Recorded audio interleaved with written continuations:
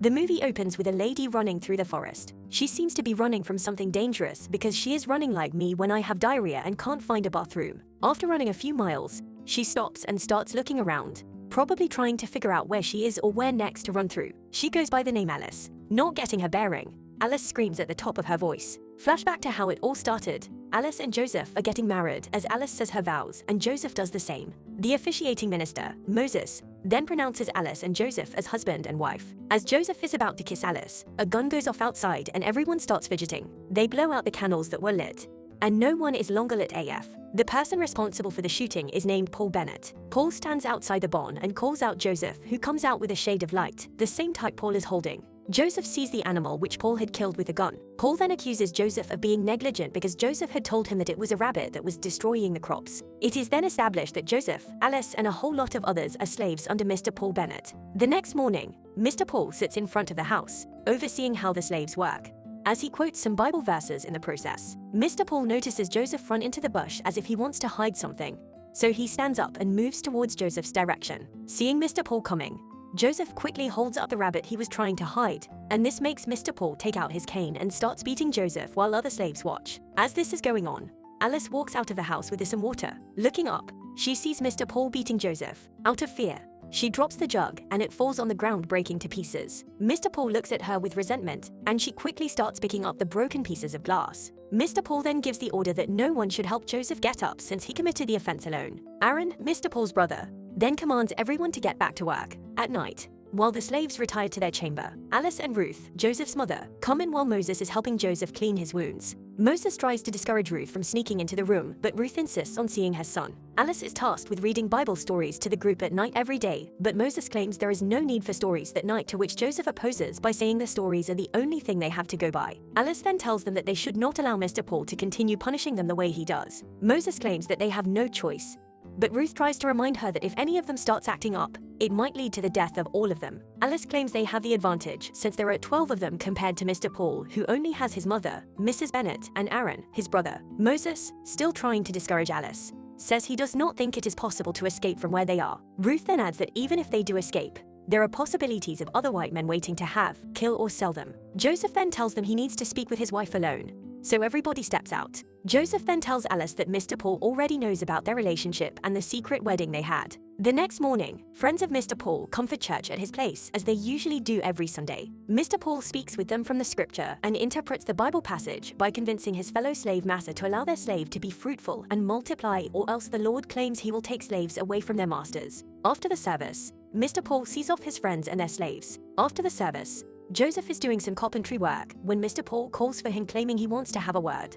Mr. Paul asks him how long ago it is that he lost his beloved, to which he replies that it is a long time ago, and then informs Joseph that one of his friends, Brother Levi, has agreed to give Joseph one of his domestics, as the slave masters call them, to Joseph for procreation purposes. Mr. Paul tells Joseph that once the pregnancy is confirmed, then he is to return home, and the first child will definitely belong to Brother Levi. Joseph tries to convince Mr. Paul of how hardworking he has been, and he does not think he needs anything of such at the moment. Alas, Joseph does not have a say. Inside Mr. Paul's house, he is sitting in the living room with his mother. Mr. Paul informs his mother that Daniel is coming home. Mrs. Bennett then asks about Sarah, but Mr. Paul says she has been gone for a long time. He then tells his mother that her mind is no longer what it used to be. Alice comes in with a tray and serves Mrs. Bennett some tea and also Mr. Paul. As she turns to leave, Mr. Paul holds her and says it is Sunday. Alice answers and says she knows. He then tells her to go on before him. Alice asks about Mrs. Bennett, and Mr. Paul says Ruth will put her to bed. Alice then moves to the bedroom to wait for Mr. Paul. While waiting, Alice picks up a book from the shelf and starts admiring the cover picture. Mr. Paul walks in and condemns her, saying he only taught her how to read so that she could read to him as a domestic. Mr. Paul then instructs her to sit on the bed, which she did. Mr. Paul then kneels down before her and puts his hand under her gown. At the slave quarters, Joseph asks Moses if he ever thinks about running away, but Moses advises him not to even think about it. Talk less at practicalizing it. Moses then tells Joseph a tale his father told him about a man who supposedly fell from heaven and could start a fire with his bare hands, but he was killed and buried when he tried to escape. The next morning, Mr. Paul goes off to pick his son, Daniel. Immediately Mr. Paul leaves. Joseph runs to where Moses claims the strange man was buried and starts digging. Eventually, Joseph sees the man's clothes and his lighter. Joseph takes the lighter and goes back to work. Mr. Paul arrives with his son Daniel and tells Ruth to call Mrs. Bennet to see her grandson. Alice and Daniel then exchange pleasantries. Mr. Paul asks if Daniel is hungry and he is. Mr. Paul then instructs Alice to prepare food for himself and his son. Daniel then grabs his box and runs inside the house.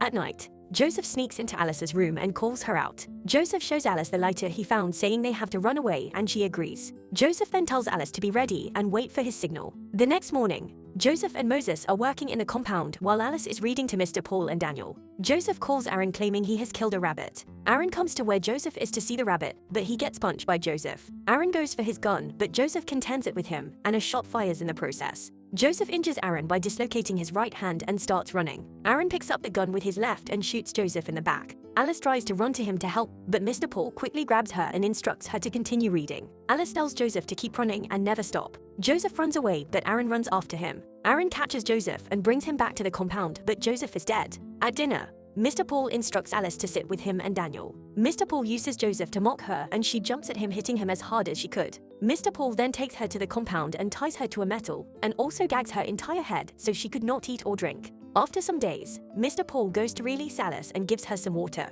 After drinking the water, Alice breaks the glass jar of Mr. Paul's head and tries to run. Mr. Paul grabs her and starts strangling her. Alice manages to pick a broken glass and stabs Mr. Paul in the face. Then she runs for her life, running through the forest and stopping after a while. She looks around and then screams. Alice continues running till she hits an expressway. Alice is trying to catch her breath when a car runs past her. Surprised, she focuses on the car, not knowing she is already on the main road. A truck, fast approaching, comes to a halt just an inch away from her, after which Alice faints. The driver, Frank, comes running and carries her into the truck. Moments later, Alice wakes up and starts screaming. Frank calms her down and explains the situation to her. Alice keeps wondering how Frank escaped from his master. Frank then says she probably hit her head when she fainted. Frank explains to her that she is in Georgia and the year is 1973. Frank takes her to a hospital. He hands her over to the receptionist and leaves. On his way out, he sees a van with the inscription "Sanatorium." He rushes back in to get Alice, telling her that she would not be fine where they are taking her. After this, Frank and Alice leave the hospital together. Frank takes Alice to his house. Alice is bewildered by the things she sees, like the fridge, pictures, cassette player, and television. She is fascinated by the small people in the television, but Frank explains that they are not actually inside the television. Frank gives Alice some food and a change of clothes. Frank then shows her how to use the telephone and hands her the phone so she could look through and call if she finds a name she remembers. Frank then leaves for work. Alice looks through the list and sees several Rachel Bennett. Alice starts calling the number one after the other with no positive result.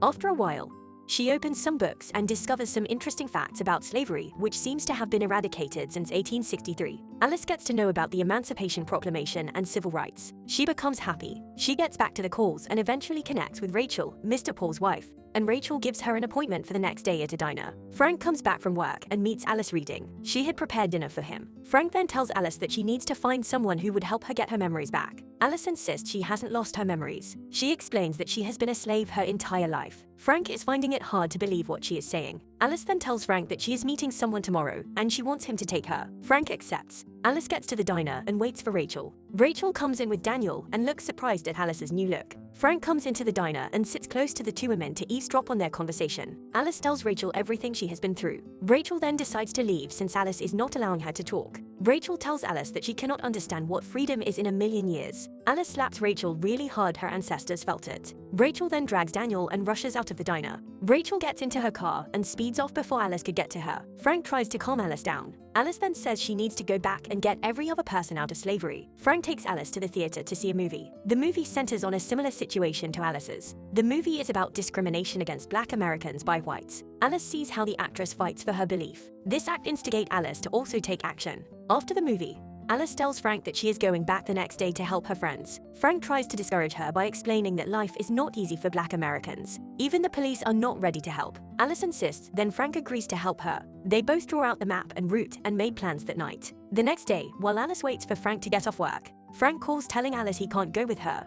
So Alice drops the call and tears up her slave clothes. She goes to the bus stop to get a bus. Moments later, Frank's truck stops in front of her. Frank beckons on her to get in, and she does. They both trace their way back to Mr. Paul's compound while Alice sets the entire plantation on fire. As the slaves run to get water to put out the fire, they see Frank's truck coming towards the house, and Alice and Frank get down, guns in hand. Alice walks straight to Mr. Paul and instructs him to go inside the house up to his room. Alice condemns him for everything that has happened and all the lies he told them to make him self-important. Alice shoots Mr. Paul in the leg twice. She ties his hands and drags him outside all the way to the metal pole he tied her to the other day, and also gags his entire head like he did hers. A fire truck then arrives with some police officers. Frank explains the situation to them. The officer then asks for her name, and she replies, "I'm Alice." Well, what a difficult movie to watch. I'm glad it had a happy ending, but the trauma involved after what happened to them must be a lot to deal with. I wonder how many generations had already gone through this new age slavery in this movie. What did you guys think of this one?